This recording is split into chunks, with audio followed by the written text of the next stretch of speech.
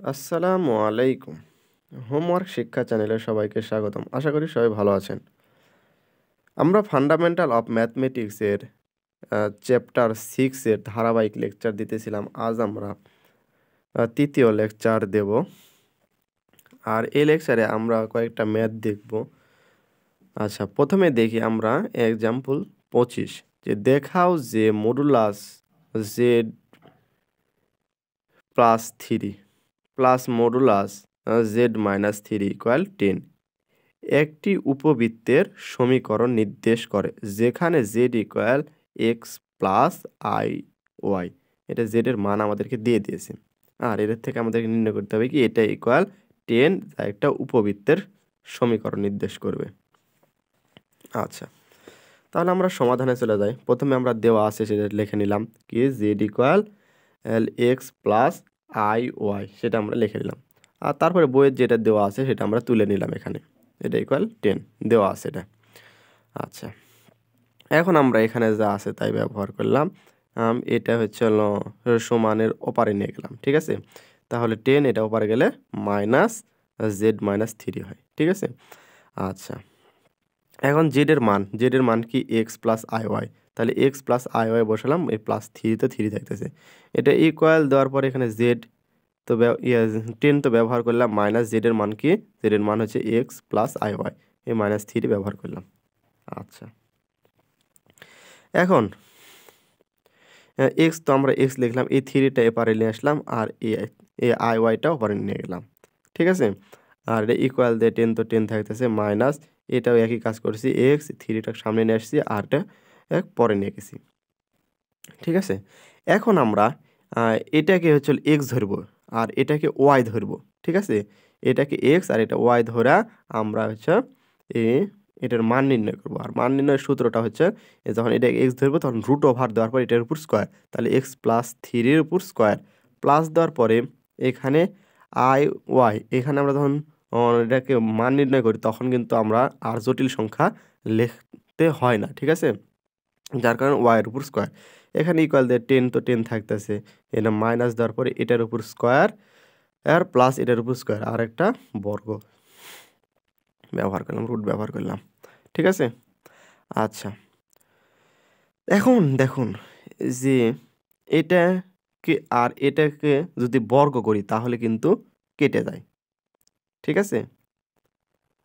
এপারেও বর্গ করলাম আর এপারেও যদি বর্গ করি তাহলে এটা কিন্তু বর্গ আর এই রুটটা কেটে যায়, তাহলে এটা যা আছে তাই ব্যবহার করলাম আর এটাতে স্কোয়ার দিয়ে রেখে দিলাম, ঠিক আছে। কারণ কি এখানে আমরা একটু পরে করব, ঠিক আছে।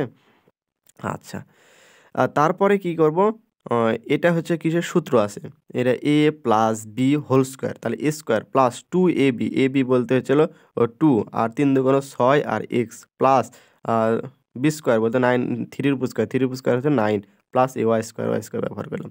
এটাই ইকুয়াল, এখানেও দেখো হচ্ছে সূত্র ব্যবহার হচ্ছে এ স্কোয়ার মাইনাস বি স্কোয়ার, এ মাইনাস বি হোল স্কোয়ারের সূত্র, এ মাইনাস এটা বি হোল স্কোয়ার, তাহলে এ স্কোয়ার বলতে 10-এর উপর স্কোয়ার করলে 100 হয়, মাইনাস 2 তো লিখলাম, এ বলতে 10, বি বলতে এটা লিখলাম প্লাস বি স্কোয়ার, এটার উপর স্কোয়ার করলে কি আসতেছে, এ স্কোয়ারের রুটে কাটা যায় তখন এটা থাকতেছে x minus 3 whole square plus y square, ঠিক আছে, এটা থাকতেছে।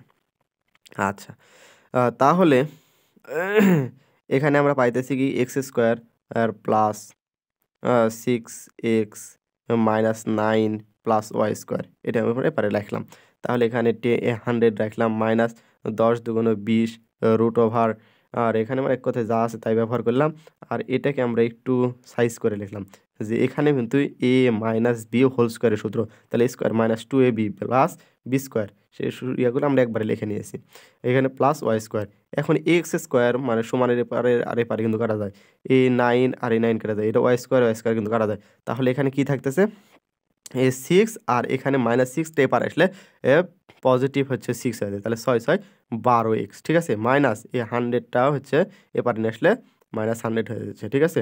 এখন মাইনাস দেওয়ার পরে এটা যা আছে আমরা এখানে তুলে নিলাম, ঠিক আছে।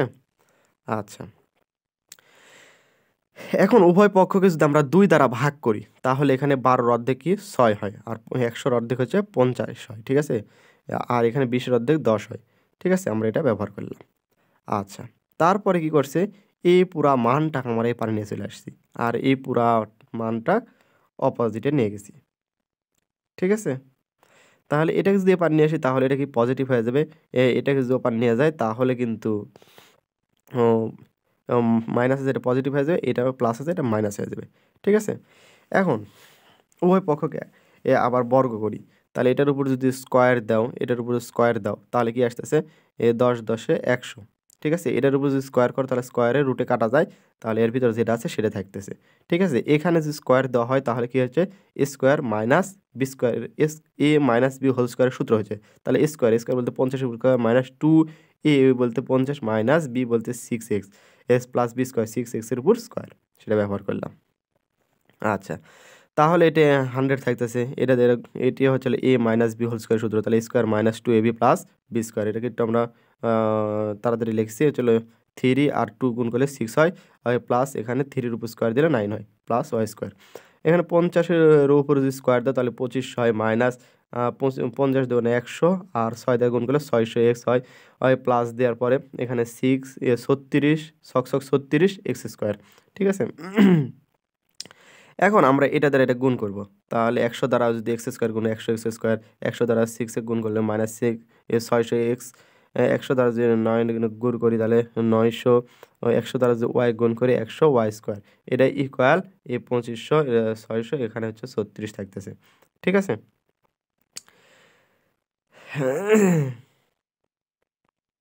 এখন আমরা যদি উভয় পক্ষকে একটু ক্যালকুলেশন করি, যে এই যে এখানে ছিল 600x আছে, এখানে কিন্তু 600x আছে, তাহলে এপারেও মাইনাস আছে, এপারেও মাইনাস আছে, তাহলে কিন্তু এই দুইটা টার্ম কিন্তু কাটা যায়। ঠিক আছে, এটা আর এটা কিন্তু কাটা যায়। ঠিক আছে, আচ্ছা, এখন এক্স স্কোয়ারের কত আছে, দেখো তো এখানে এই 36 আর এখানে আছে 100, তাহলে 136 4 দিয়ে কাটাকাটি হলে 64 হয়। ঠিক আছে, 64 এক্স স্কোয়ার। আচ্ছা, এটা 100 না, এটা 100 থেকে আবার কিন্তু কমে আসতেছে 36, মানে একটু, এটা 100 থেকে যদি 36 কমা তাহলে 64 এক্স স্কোয়ার। আর এখানে ওয়াই স্কোয়ার কত আছে, এখানে ওয়াই স্কোয়ার আছে, এখানে তো নাই, তো এই ওয়াই স্কোয়ার আমরা ব্যবহার করলাম। এখানে ইকুয়াল দেয়া, এটা হচ্ছে হলো পজিটিভ আছে, অপোজিটে নেগেটিভ হয়ে গেল, তাহলে 2500 থেকে 900 বাদ দিলে হচ্ছে 1600 হয়। এখন আমরা যদি 4 দিয়ে কাটাকাটি করি, 64 4 দিয়ে কাটলে হচ্ছে 16 এক্স স্কোয়ার, প্লাস এখানে 4 দিয়ে 100 কাটলে হচ্ছে 25 ওয়াই স্কোয়ার, আর এটা যদি 1600 কাটি 4 দিয়ে, তারা 400 হয়।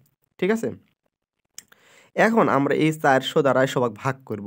ঠিক আছে, এটা 1600 x square divide by 400, plus এটা 1600 স্কোয়ার বাই 400, তাহলে 400 যদি আমরা আবার 400 দ্বারা ভাগ করি তাহলে 1 হয়। ঠিক আছে, এই 1টা আমরা এখানে লিখলাম। ঠিক আছে, এখন আমাদের কাজ কি, যে হচ্ছে এই যে এক্স টার্মের সাথে যে হচ্ছে 16 আছে, এই 16টাকে আমাদের রিমুভ করতে হবে, কারণ আমরা হচ্ছিল উপবৃত্তের সমীকরণ জানি হচ্ছিল x square divided by something. ঠিক আছে, plus y square divide by something equal 1 হবে। তাহলে এটাকে যদি রিমুভ করবার লাগে তাহলে আমরা এটাকে গুণে পাঠিয়ে দিলাম নিচে একবারে। ঠিক আছে, তাহলে এই 600 নিচে যদি আমরা 400 নিচে যদি এটা টার্মটা গুণ করি, এটা যদি আবার পরে লেখা হয় তাহলে কিন্তু উপরেই চলে যায়। ঠিক আছে, যার কারণে আমরা 16 নিচে লিখলাম, প্লাস এখানে 400 ডিভাইড বাই 25, এটা ইকুয়াল 1।